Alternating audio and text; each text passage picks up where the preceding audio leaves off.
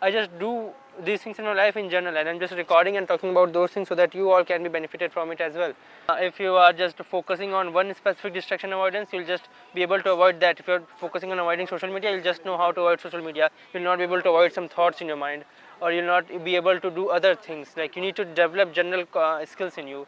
Instead of having the best of both worlds, they gain the worst of both worlds. Like, point of not being on extreme is so that you can also experience the things of the other extreme.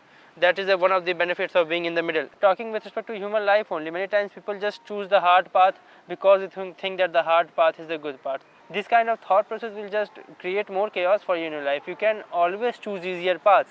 Podcasts are way better as per me than audiobooks, because books/audiobooks are written keeping in mind the general audience that might consume it. Like the bell curve, in the bell curve, it is written, it is just done once, so that most amount of people can benefit from it, and therefore it is way too generalized. Hi there, welcome back to a video after so long.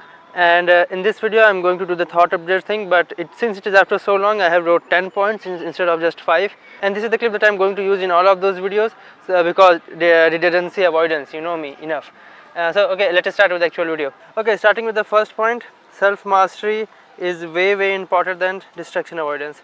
Actually, after some realizations, I have came to the topic that self mastery is important, and after that distraction avoidance should come. I can quote a lot of people on this who have said the same thing in various different ways. The fundamental concept of stoicism is based on this concept only, that if you are not master yourself, then anyone can control.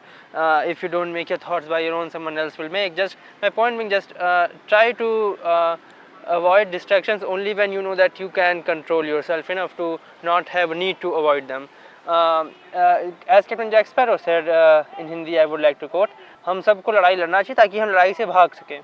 So first learn to control yourself enough that you don't have to avoid the distractions, and when you know that you have enough self mastery, like when you know that you can control yourself, then you can avoid the distractions, because it is hard to continuously fight for stupid things. The most recent example and the event through which this came to my mind was the Instagram thing and social media that has been going on in a lot of people's life.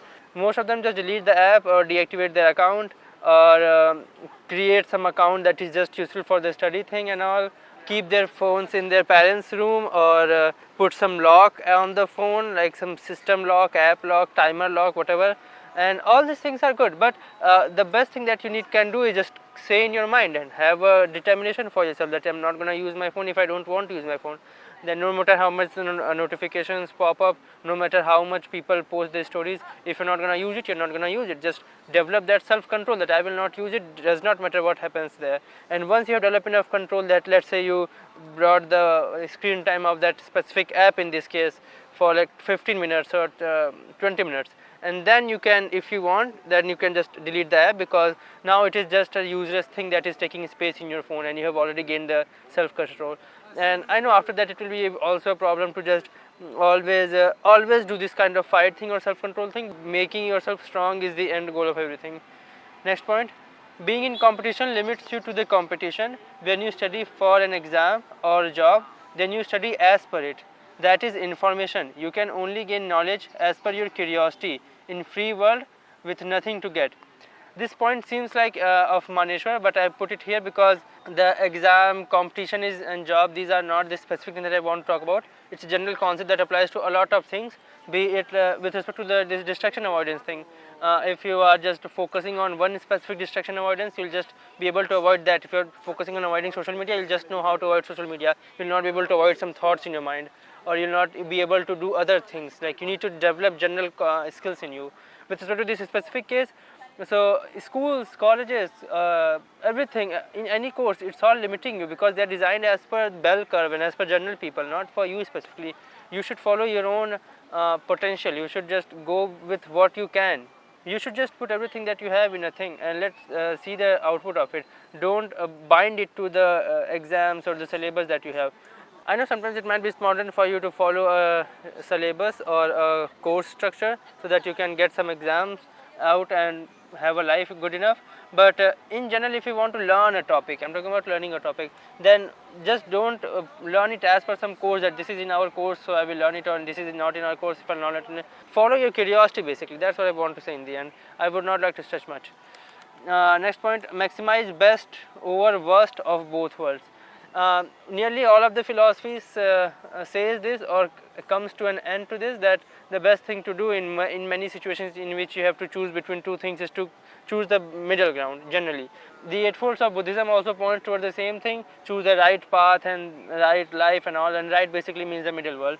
And in a lot of cases, if you think properly and do good enough amount of introspection, you'll come to the realization that what you need is just a proper focused balance in your life. That balance should be focused. Like, it's not like some days you're balanced and some days you're not balanced. But one of the problems that people have while maintaining this balance and getting in the middle is, instead of having the best of both worlds, they gain the worst of both worlds. Like, point of not being on extreme is so that you can also experience the things of the other extreme. That is one of the benefits of being in the middle and like being in the both worlds. But you should try to always maximize. Again, it is not possible, that's why I've written maximize and minimize, not like completely have the best of both worlds, humanly not possible. So just try to maximize the best of both worlds. If you are in both worlds, that does not mean you have done the job. Being able to have balance and being in both worlds is just half of the job. The other half of the job is to have best of those both worlds and minimize the worst of those both worlds. I'm not getting into any specific examples of these things because people will just connect to that example and think that it is valid in that, but understanding the concept is way more important than just going specific to that example. Yeah, next point, time isn't money, time cannot be saved.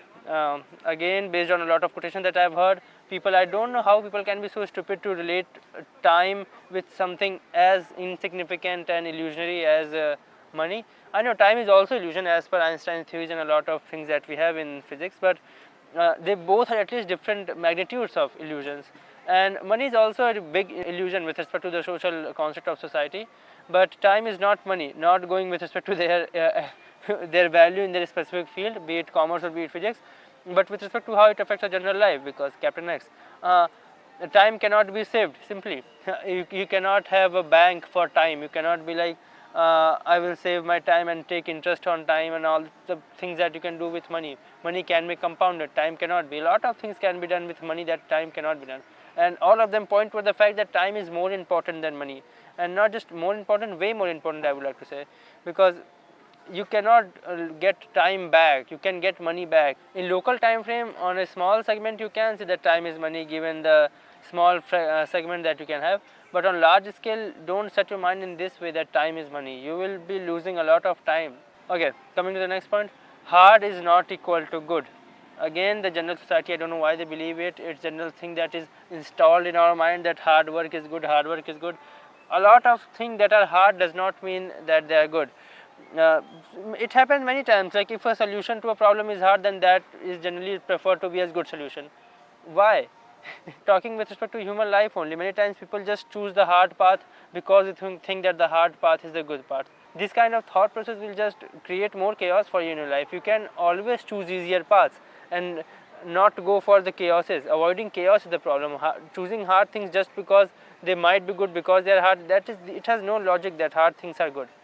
And if you want to search for examples, then you can search for a lot of examples where the things that are not hard are actually good.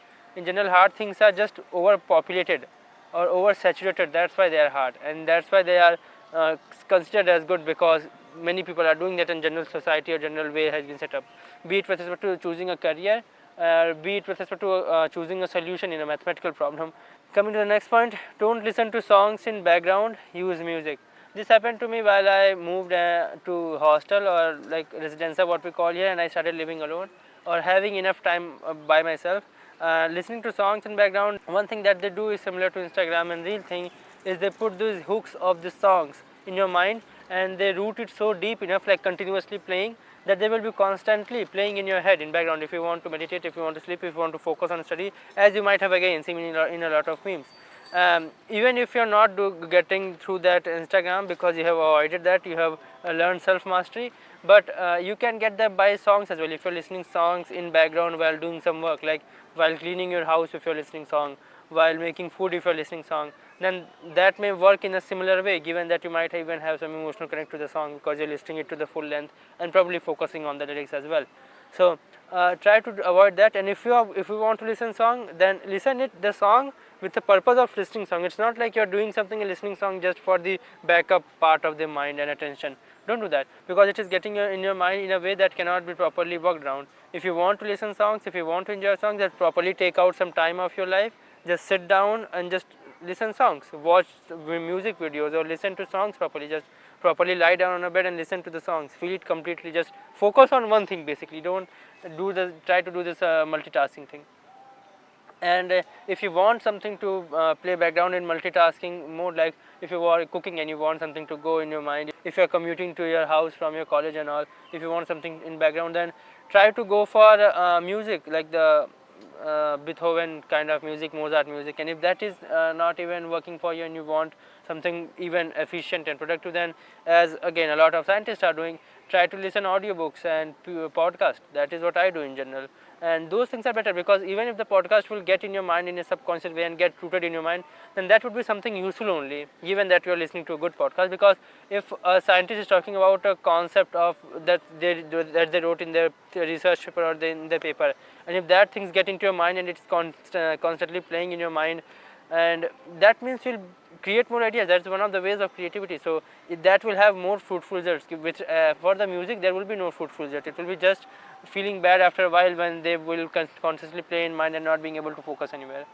Next point, podcasts are for specifics, audiobooks are for generals, or books are for generals. As I mentioned, given I had enough time to experiment with these things, and this is one of the realizations that I came up to, that podcasts are way better as per me than audiobooks, because books/audiobooks are written keeping in mind the general audience that might consume it. Like the bell curve, in the bell curve, it is just done once, so that most amount of people can benefit from it, and therefore it is way too generalized. And since it is way too generalized, to get your specific answer or to get your specific understanding, knowledge, whatever you are seeking in a book, you will have to put a lot of extra effort to actually get that. And since that is very much curated by a writer to actually put in form of the book that it is, you will not able to get the author's mind in its own like natural surrounding, it's in its natural way. You are getting a revised, edited and curated form of the author. To actually learn how scientist thinks or how the author thinks, or to get to the specific point of that book, the segments that author thinks are good, podcasts are way good. And I would like to recommend Lex Friedman. I owe him a lot. He has taught me a lot of things through his podcast. So podcasts are great that way. I would always recommend podcasts over audiobooks. I have heard just Mark mentioned the subtle art of not giving fuck 3 times, because just for the entertainment purpose it was so entertaining because of the way that he has written it. And I have also heard the Monk Who's Not Sold His Body just because of the hype. I also go through the books that have a lot of hype, but just once or just like in a hurry, because to see if there is something that I am missing on. But in general, I never listen to audiobooks. I generally prefer podcast. It will take some time for you to find your specific podcaster or specific podcast even in your podcaster group. But once you do that, it will be easy and it will be way more productive and efficient compared to audiobooks or books in general. Avoid making risky choice. If you do, make a safe bag too. Way of risk management, I guess this is what people are taught in their courses of management. Taking risk is essential for surviving and being able to do something good, but the amount of risk that you take should be equivalent to the amount of backup that you are preparing with it, like having a safe bag too. So if you're taking low amount of risk, then don't overwork on your backup. Both are equivalent, like keep them equivalent. If you're taking way too large risk, then in front of that risk, don't keep a very small backup. Like the risk and backup should be balanced. And yeah, that's the whole point. Avoid taking, but yeah, in the end, avoid taking risk. But if you have to take, then do this thing. Then have a safe back or equivalent backup plan, basically. Try visualizing each and everything. I just don't know how to put this point, and I wrote each and everything, not just math and physics, because it is useful in each and everything. Math and physics are the one in which it is explicitly useful, because those are the things that are designed to be. But in your life also, I guess this is called mind mapping technique. I don't know the name of that thing, in which people actually place things in their mind, in their house that they live, so that they can access the information in that way. But basically these all are tricks of visualizations. I have not learned of these things, as you might know. I don't know the names, I just heard about them. I just do these things in my life in general, and I'm just recording and talking about those things so that you all can be benefited from it as well. Given that evolution has benefits of this, our mind is designed to see and work, it is not designed to work in abstract things. So if you will visualize this thing, then our mind will be like additionally, it will help us additionally to get to a conclusion instead of being a hindrance to the getting to a conclusion. So visualizing as much as you can would be good. In the end, the last point, making flashcards of conversations continuation. I don't know to whom this will be helpful, for first dates or to start conversation with your crush or to maintain conversation with your professor. I don't know how can this be useful, but this is one of the things that I used to do earlier, to think and plan out everything that I am going to talk to a person, be it like personal thing like to a crush, to a girlfriend or someone, or in a profession like to professor or in a video or something like that. But don't do that. What I am doing right now, make flashcards, make points, and not just point flashcards, like one segment and then sub-segment, segment and then sub-segment, like this thing, so that you have things to talk, you know which points to touch, and how you are presenting it is all on the moment, so that you can also have flexibility with being rigid on topics that you want to talk. It's again just a way to balance both of the ends, and it's been working for me from long. I'm maybe making the video right now, and other things are good enough also with respect to communication in my personal life. So I think this will be useful. You will also gain skills of conjugations, being articulate and all while making those flashcards. So this has no loss. Just do this. And yeah, that's all for this video. Have a good day. Bye.